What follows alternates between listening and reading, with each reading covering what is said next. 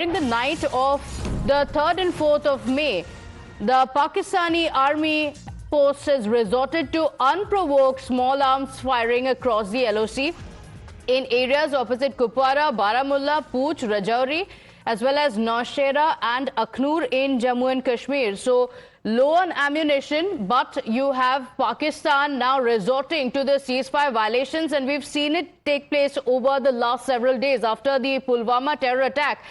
We have seen it, and now yet again we're seeing it this time around as well. So it's a repeated offense from Pakistan that we witness, and yet again we're seeing it at the border. My colleague Pradeep Datta is also on the broadcast with us. Shimla agreement, Pakistan has of course been accused violating it time and again, Pradeep, and yet again we're seeing unprovoked small arms firing taking place from across the border.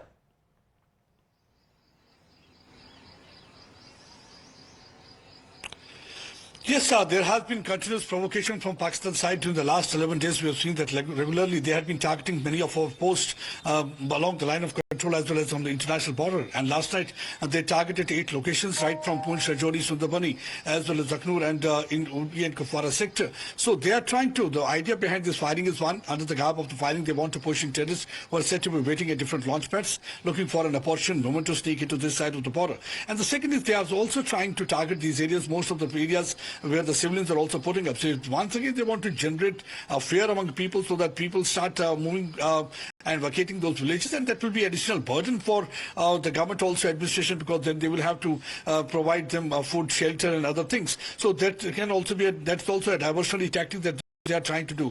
And the third thing is that desperate Pakistan is also trying to shift many of their assets who are waiting at different launch pads, like some of those terror commanders. So they are shifting them towards different places so that if India carries out any kind of a surgical strike, so that none of them are harmed. So this is a country where they are trying to secure terror rather than taking action against terror, and then they keep on beating their chest and telling the world that they are victim of terror. So what kind of a victim of terror where they are trying to safeguard their terror-related elements? So far, the firing from their side is continuing. India is also giving them a calibrated and befitting response, trying to ensure the Pakistani guns are silenced in these areas, and mostly during the night time they continue with the firing, because during dark hours they feel that they will be able to fire at different posts and they will engage Indian troops, and this will help them find gaps, and so that through those gaps they can push in terrorists into this side of the border. So far they haven't succeeded, because India very well understand what is their modus operandi. They want to keep out of terrorism fighting, so India will not allow them to push in terrorists. So their already counter-infiltration grid has been bolstered to an extent that